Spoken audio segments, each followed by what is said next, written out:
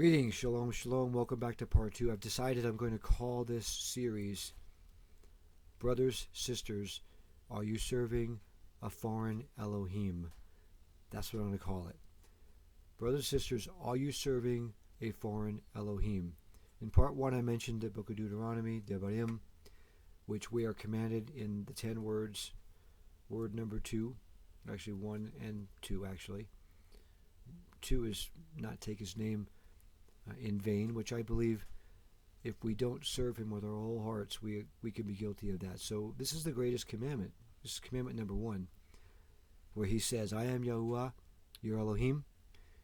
You shall have no other mighty ones before my face. And then we're told elsewhere, we should serve and love Yahuwah with all of our heart, all of our mind, all of our soul, all of our strength, and all of our being. So I pose the question, and I'll pose it repeatedly. I'm not going to answer it. It's for you to answer. How can you do that and still work a 40-hour-a-week job? How can you do that? I propose that you can't, brothers, sisters. I propose you cannot do it. It's not possible, and therefore you're in danger of violating the very first commandment by, quote, making a living, end quote.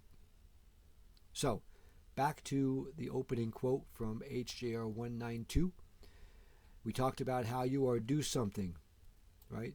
We talked about how it says here that you are due something, and that you have the ability to engage in banking to issue notes against obligations of the United States which are due to you. And why are they due to you? Here's why. Because your private property was placed at risk to collateralize the government's debt and currency. In part 1 of my message, Let My People Go, I talked about the Sesta KV Trust. I talked about how they created this account.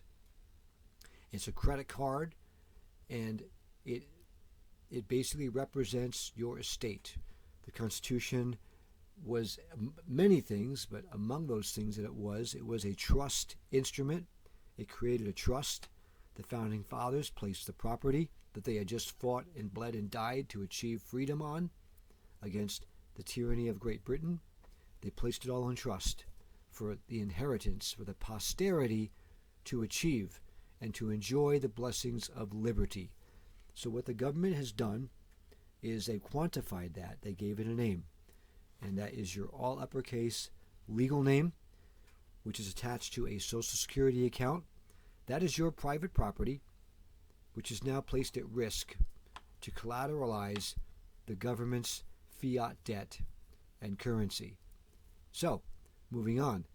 Those people who constitute an association nationwide of private unincorporated persons, by legal definition, are a national banking association. That's what we are. We are a national banking association. That's what they're saying here. Okay? Oh, I'm going to do that. Sorry. By legal definition, a national banking association. That's what we are. Who's that? Those who constitute an association nationwide of private persons engaged in the business of banking. You are a national banking association. Bear that in mind as we move forward. So these notes that you're authorized to issue are issued against the obligations of the United States to that part of the public debt due its principals and sureties. That's you. Remember how we talked about in my message, Let My People Go, do not be quick to be one who offers up surety, which means you stand in the place of someone else's debt. You voluntarily allow yourself to be responsible for someone else's debt. That's who we are. We are the people whose property was pledged, private property, was placed at risk to collateralize their little fiat currency scheme. So because of that, we are due something from them in return for that. And what that is the ability to issue notes that can be used to require the things we need to live our lives and to serve Yahuwah. And that's a part of the public debt that we're due. I hope this is making sense to you, because you are the principal. You are the surety. So that part of the public debt, which is due to you, you can write notes for. And those notes are, in the words of the legislation, required to be accepted. There it is. As legal tender of payment for all debts, public and private. So what I'm saying to you, brother and sister, is we're doing it wrong. We're not supposed to be serving a foreign Elohim and going out and working and trading our time and our energy and our labor for pieces of paper from a foreign Elohim who requires our obedience and our allegiance. We're not supposed to be doing that. Okay? We should be serving Yahuwah. And instead of using Federal Reserve notes, we should be involved in the business of banking, issuing notes against the obligations of the property that was collateralized and put at risk to scheme to support the government's scheme. And those obligations, those requirements that you have, say for a home, say for, if you're a farmer like myself, a tractor, or if you commute, you're a courier and you want to make your money driving a vehicle, passengers or product. Well, okay, bad example, but you require a car to do that. Pretty much everything in life nowadays, you can't participate in anything. You can't acquire the things you need without a vehicle. So those are things you need. So you're able to, according to this House resolution, write a note for that. Not have to go out and work a job, qualify for a loan, get it on an installment plan, and pay it monthly. Brothers and sisters, I'm speaking about freedom here. Try to imagine what your life would be like if you didn't have to work to pay your car payment, to pay your mortgage payment, to pay your credit card payments. What if you could write notes to pay for those things, and they are required to be accepted as legal tender of payment for those debts, instead of having to go to work for some corporation that you can't stand for a wage you think is not fair? What would you do with your time? How would you live your life? I know what I would do. I'd be a man of the earth. I'd be a farmer, because I love to grow food. So just food for thought. Be thinking about that. What would you do if you didn't have to spend your time punching a clock, working a job, paying taxes, paying bills, paying credit card bills? Because those notes that we're allowed to write are required by law to be accepted as legal tender of payment for all debts, and they're on the same par and category with Federal Reserve notes and other currency and legal tender obligations. I'm going to underline that because that's an important thing to catch on. All right? They are required by law. Those notes you write as a association nationwide of private unincorporated persons engaged in the business of banking. These notes, such notes issued against the obligations of the United States to that part of the public debt, you're due this. This is not, you're not getting something for free. You are due this. Why? Because your private property was placed at risk to collateralize the government's debt and currency. And they are required by law to be accepted on the same par and category with Federal Reserve notes and other currency and legal tender obligations. So what I'm saying, brother and sister, is Yahuwah has provided knowledge and insight to me, and I'm sharing it with you now. There is a path that will allow you, and it's perfectly legal. It's their laws. I didn't make this stuff up. They made it up.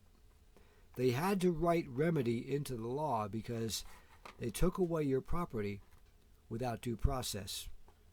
They never asked me, and I'm certain they never asked you before they went ahead and established this Social Security account and this ens legis, this legal name that they then attached to you, and they quantified that as your inheritance, your little piece of the pie of the USA. They never asked for permission for that. So they had to provide remedy. And brothers and sisters, I'm here to tell you, I have found the remedy. And what I seek to do with this remedy is to create a place for believers to come. And I hope it to be repeated. I hope it won't be the only place. I hope once it's established and we get the framework laid out and we build it, I hope that many people across the country, believers, will duplicate it and will create little pockets of safe havens of people who are serving Yahuwah and not working in the beast system anymore. Hallelujah. That is my vision. That is my dream. And I need your help to make it happen. I'll talk more about that in coming sections of this study. So, item tendered for discharge of debt. So people say, okay, well, let's say we're going to buy a house. Okay. The person that owns that house is entitled to be paid the value of that home, correct? Of course he is. So what we're going to do is we're going to issue an instrument which tenders to the bank. It is negotiated to the Treasury for settlement. It becomes an obligation of the United States under Title 18, Section 8. It represents a certificate of indebtedness. What is that? That's your birth certificate. That is your birth certificate. That's what that is. It basically states you are due and owing something. Again, this is not a free lunch. I'm not advocating getting anything for free. The reality is they already took everything of yours, including your labor. They hypothecated the value of your labor. And now this is a matter of taking back what they took from us. Now, later on, I'm going to read to you how under this Emergency Banking Act, the new money, and I talked about it in my Let My People Go video as well, is a mortgage on all the property of all the people in the country. How much sense does it make, brothers and sisters, if there's already a mortgage on all your property to get another mortgage? That makes no sense. Why not issue an instrument that could be tendered to the bank and negotiated with the Treasury, pay the individual who wants the money for the property without generating debt, because Federal Reserve notes are debt. So instead of giving Federal Reserve notes, we are using an international bill of exchange that we issue, and that does not add to the debt. The $35 trillion that supposedly the American government is in debt, that's actually owed to you and to I. That's who owes. They owe it to us. We don't owe it to them. You're not the debtor. They are. But it's the way they set this thing up. And this is all backed up by Public Law 7310, HGR 192. It's codified in Title 31, 3123, and 5103 as well. And by treaty, the United Nations. Okay? I hope you're with me. I hope you're following me. We're going to close up part 2. And by now, you should have an understanding of what I'm talking about and how we can move forward in freedom and break those chains that we've been laboring under. Come on back for part 3. Amen.